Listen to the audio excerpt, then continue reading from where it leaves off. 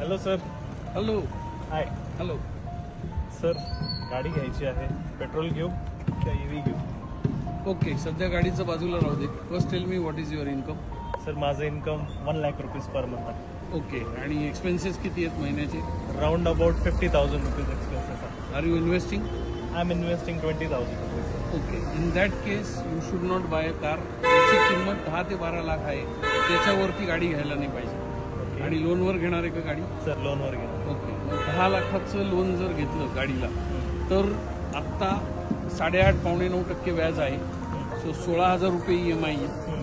मी एक आयडिया देतो ज्याच्यामुळे इंटरेस्ट रेट हा 0वर येईल. कसं काय 0 होईल? शक्य आहे.